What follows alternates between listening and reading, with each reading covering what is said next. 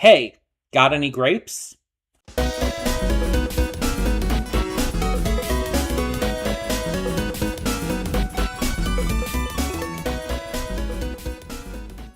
Before we get to today's video, I want to take a moment to talk about Patreon. That's right, we are on Patreon now, and we have a bunch of tiers with a bunch of great rewards. You can subscribe and get things like early access to all reactions, depending on your tier, depends on which reactions you get early access to. You can vote on polls exclusive to patrons that will help determine future reaction series and more. You will get to just have various choices in terms of like getting to choose future reactions I react to, getting to choose first impressions I check out, all kinds of different rewards, and possibly more coming in the future. We're still new at this. We're still figuring things out. It's a process. It's a process. But we have multiple tiers, so whatever you would be able to donate, if you're able and willing to donate, is appreciated. It helps me out, it helps the channel out, it helps us grow. It's going to help just, standardly. It's just something new to check out. Plus, if you like getting the reactions early, that's also a plus.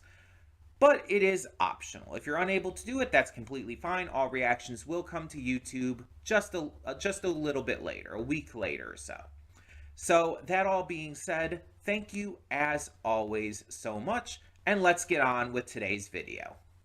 And with that being said, hey everyone, welcome to Princess Gay. I'm your host Connie, and today we are here with my blind reaction to the Sissy Duckling.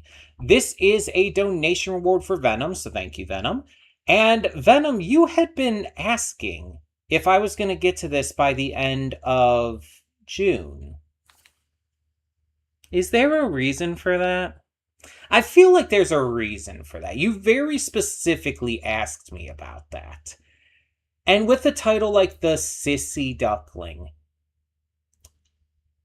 I don't know. I'm thinking there might be a little something here. I'm thinking that even if not directly, it might speak to some things. That could, connect to maybe being trans, like a trans girl. I don't know. I don't really know anything about this. I believe it's like an older animated short film. That's pretty much all I know. Sissy Duckling, the title makes me think of the Ugly Duckling, so I wonder if it's kind of a play on that. The Ugly Duckling, meanwhile, was a swan, but still.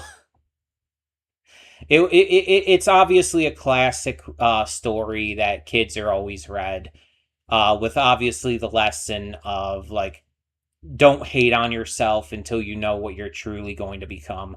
And technically, if you really think about it, the Ugly Duckling could absolutely be a trans allegory. If you really want to think about it that way.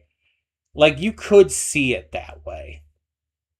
So maybe this is kind of that idea. Now, the term sissy is usually kind of a derogatory term used mostly by kids against other kids to refer to someone who's weak or, like, just not very cool, not very strong, that kind of stuff. A sissy is someone who's, like, kind of a wimp, kind of a loser. At least that's how it was always used, like, around me. And to me. Because believe me, I had a lot of terms used against me growing up. Childhood was not fun. But, I mean, if that's kind of the idea here, like if like maybe like let's say the character, the duckling, is like a male character and is being called that like as a way of like not just dehumanizing him, but like attacking his masculinity or something like that. The idea could absolutely be there. I don't know, I'm just thinking of why why you would specifically ask me if I was going to do this by this month. Of all random things to ask me about. Oh, are you going to get to the Sissy Duckling by the end of June? It's like, why are you asking me that? What? That seems very specific and intentional. I don't know. But I guess there's one way to find out, and that's checking it out. So let's get into it and see what we have in store. Hold up just a sec. Before you click that link down in the description below to get to today's video, I want to remind you of all the awesome content we have both on this channel and the Princess of Gaming channel. Let's check it out.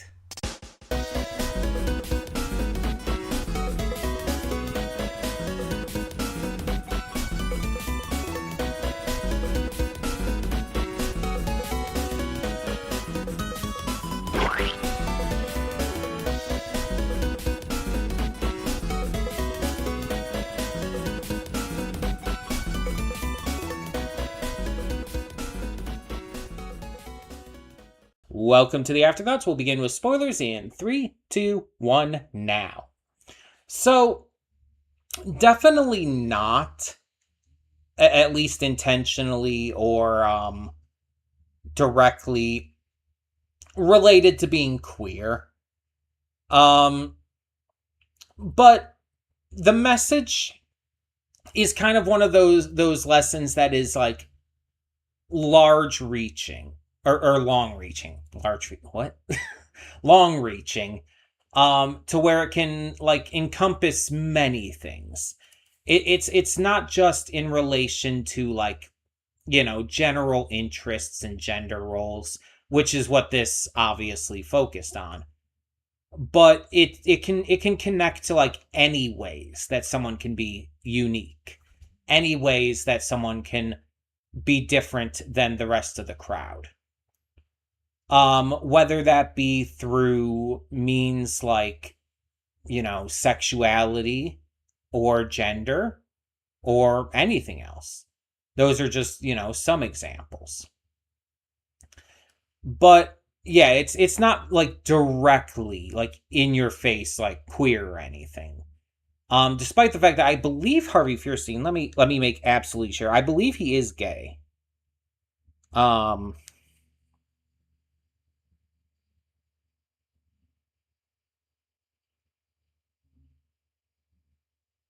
Yes, he is.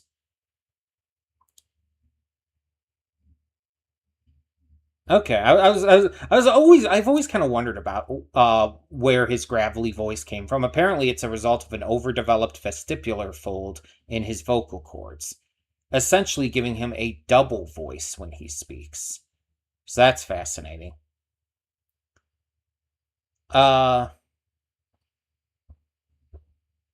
But yeah, that's pretty interesting.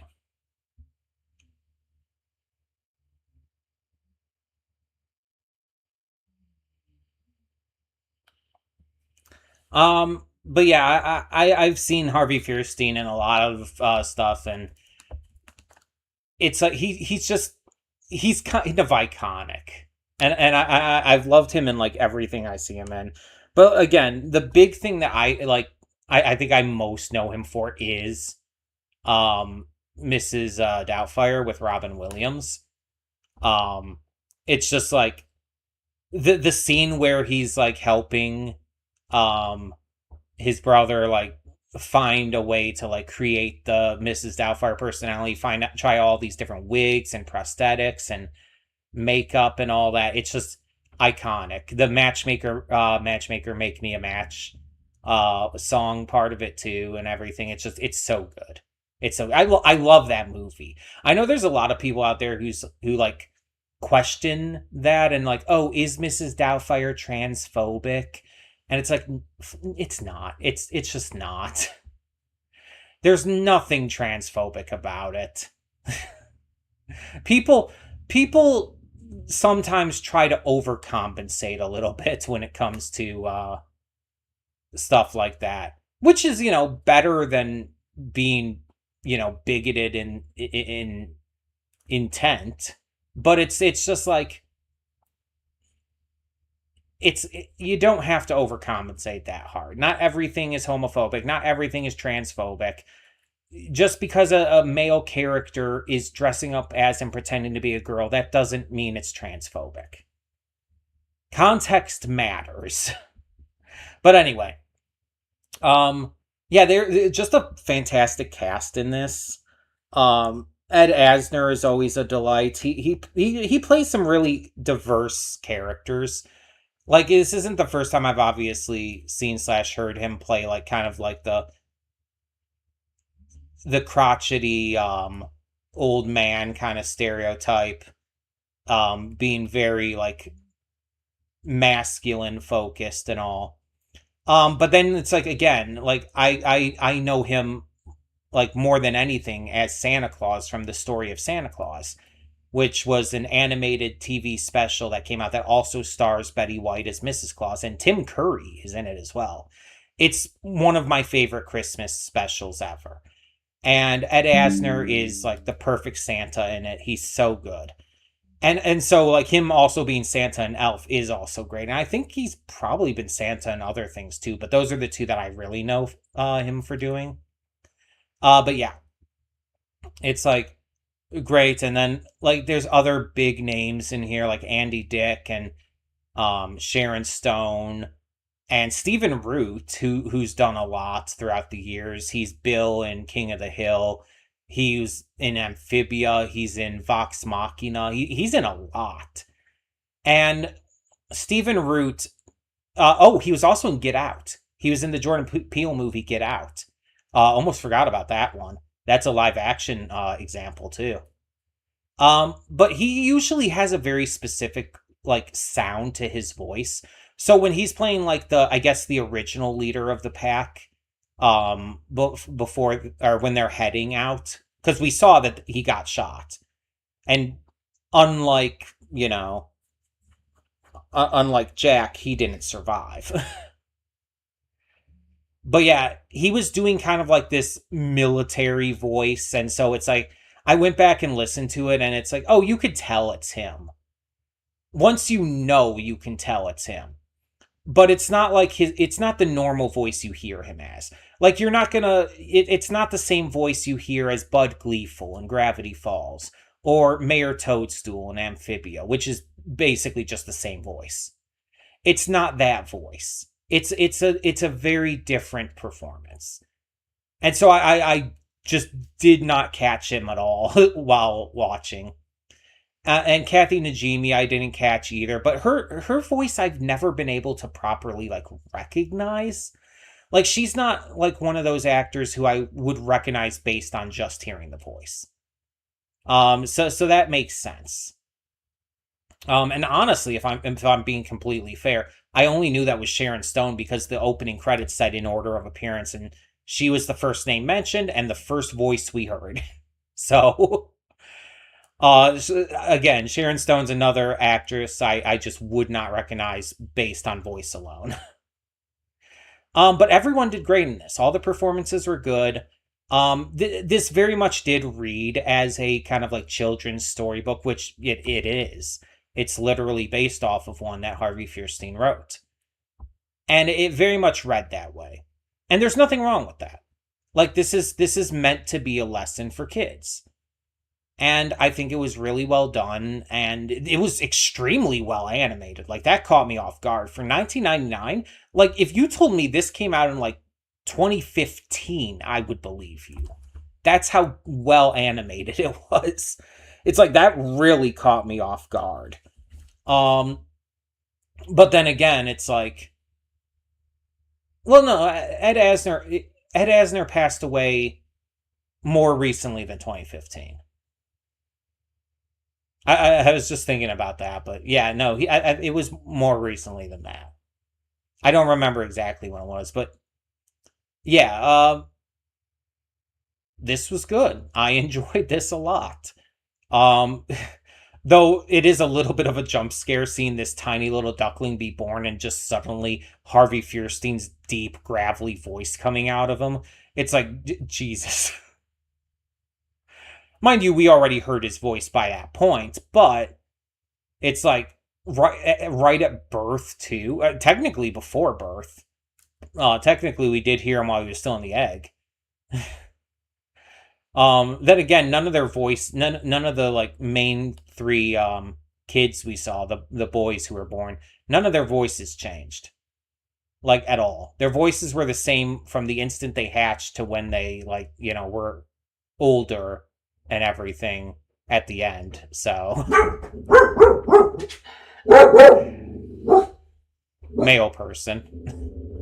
She'll shut up in a second. But yeah, it was a good movie with a good lesson, and I enjoyed it. There's really not much else for me to say about it. Let me know down below what you thought of the Sissy Duckling, and for now, I'm Connie and I'm signing off.